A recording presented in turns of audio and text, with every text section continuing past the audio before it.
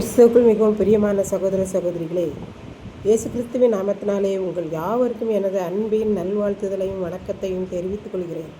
இன்றைய பகலின் குளிர்ச்சியான நாளின் தியான வசனம் நெகேமியா 8ஆம் அதிகாரம் 3ஆம் வசனம். சகல ஜனங்களும் நியாயப்பிரமாண புஸ்தகத்திற்கு கவனமாய் செவி கொடுத்தார்கள். எருசலேம் பட்டணத்திற்குள்ளே ஆட்கள் குறைவாயிருக்கிறதையும் வீடுகள் கட்டப்படாமல் இருக்கிறதையும் நெகேமியா பார்த்தான். உடனே ஆண்டவர் வம்ச அட்டவணை புஸ்தகத்தை அவன் கண்களில் காண்பித்தார். அதனால் அவன் அதை எடுத்து அதில் எழுதியிருக்கிற வம்சங்களின் தொகைகளை எல்லாம் வாசித்து அவர்களை வரவழைத்தான். அப்படியே எல்லா ஜனங்களும் தண்ணீர் வாசல் என்னப்பட்ட வாசலுக்கு முன்னால் இருக்கிற வீதியிலே ஒருமனப்பட்டு கூடியிருக்கும்போது கர்த்தர் இஸ்ரவேலுக்கு கற்பித்த மோசேயின் நியாயப்பிரமாண புஸ்தகத்தை கொண்டு வர வேண்டும் என்று வேதபாரகனாகிய எஸ்ராவுக்கு சொன்னார்கள். அவர்கள் சொன்னபடியே உடனே 7ஆம் மாதம் 1 தேதியிலே ஆசாரியனாகிய எஸ்ரா நியாயப்பிரமாண புஸ்தகத்தை ஆண்களும் பெண்களும் கேட்டு அறியத்தக்கபடி அனைவரும் உட்கார்ந்திருக்கிற பெரிய சபைக்கு அல்லது கூட்டத்திற்கு முன்பாக கொண்டு வந்தார்கள். தண்ணீர் வாசலுக்கு முன்னான வீதிக்கு எதிரே இருந்து காலமே தொடங்கி மத்தியானம் மட்டும் ஆண்களும் பெண்களும் கேட்டு அறியத்தக்கபடி மற்றவர்களுக்கு முன்பாக அதை வாசித்தான். எல்லா ஜனங்களும் நியாயப்பிரமாண புஸ்தகத்தில் எழுதியிருக்கிற வார்த்தைகளுக்கு கவனமாய் செவி கொடுத்தார்கள்.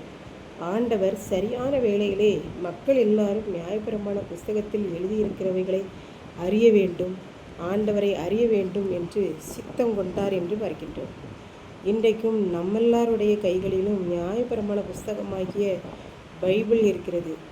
நாம் எல்லாரும் அதை எப்படி வாசிக்கிறோம், கவனமாய் வாசிக்கிறோமா என்பதை சிந்தித்து பார்ப்போம். இப்படித்தான் ஒரு வாலிபன் அனுதினமும் வேதத்தை வாசித்து விட்டுதான் அவன் கல்லூரிக்கு செல்வான். ஏனென்றால் அவன் அம்மா கண்டிப்பாக வேதம் வாசித்து விட்டுதான் போக வேண்டும் என்று சொன்னதினாலே அவன் அவ்வாறு வாசித்து விட்டு செல்வான். அனுதினமும் அம்மா சொன்னதை தவறாமல் கடைபிடித்து வந்தான். ஒரு நாள் மாலையில் அவன் படித்து கொண்டிருக்கும் போது அவன் அம்மா அவன் அருகில் உட்கார்ந்தார்கள். மகனே, நீ கல்லூரி படிப்பை நன்றாக படிக்கிறாய் என்று உன் ஆசிரியர் என்னிடம் சொன்னார். எனக்கு மிகவும் சந்தோஷமாக இருக்கிறது என்று கூறினார்கள். அவன் மிகவும் சந்தோஷப்பட்டான். தற்செயலாக அன்றைக்கு அவர்கள் அவனிடம், மகனே, இன்றைக்கு காலையில் நீ வாசித்த வேத பகுதியை பற்றி அம்மாவுக்கு சொல்லு என்றார்கள். அவன் காலையில் வாசித்த பகுதி எது என்று சிந்தித்து பார்த்தான். நினைவிற்கு வரவே இல்லை. சரி, அதில் எழுதியிருக்கிற வசனங்கள் கருத்தாவது நினைவிருக்கிறதா என்று கேட்டார்கள். அதுவும் அவனுக்கு நினைவில் இல்லை. ஏனென்றால் அவன் வேதத்தை வாசித்தானே தவிர கவனமாக வாசிக்கவில்லை. ஆகவே அவனுக்கு கூற முடியவில்லை. இதை கேட்டுக்கொண்டிருக்கும் எனக்கன்பானவர்களே, இன்றைக்கு நாம் வேதத்தை வாசிக்கிறோமா, கவனமாய் வாசிக்கிறோமா என்பதை சிந்தித்து பார்ப்போம். அன்றைக்கு எஸ்ரா என்னும் வேதபாரகன் நியாயப்பிரமாண புஸ்தகத்தை எடுத்து வந்து ஜனங்கள் கூடி இருக்கிற கூட்டத்தில் எல்லாரும் கேட்டு அறியத்தக்கபடி கவனமாய் வாசித்தான். மக்கள் எல்லாரும் அதை கவனமாய் கேட்டார்கள். நாமும் வேதத்தை அனுதினமும் வாசிக்க வேண்டும். நம்மில் நிறைய பேர் டிவியில் எப்போது வசனம் கேட்கிறோம். அதையெல்லாம் ஏனோ தானோ என்று கேட்காதபடி கவனமாக கேட்போம். அப்படி கவனமாக கேட்கும்போது தான் நம் மனதில் வசனம் நின்று பேசும். நாமும் அதன்படி நடப்போம். ஆகவே வேதத்தை கவனிப்போம், ஆசீர்வாதத்தை பெறுவோம்.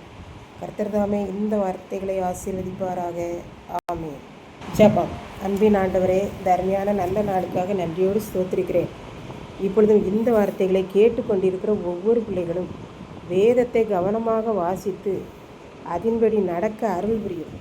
மீட்பர் இயேசு கிறிஸ்துவின் நாமத்திலே தாழ்மையோடு வேண்டிக் கொள்கிறேன் பிதாவே. ஆமென்.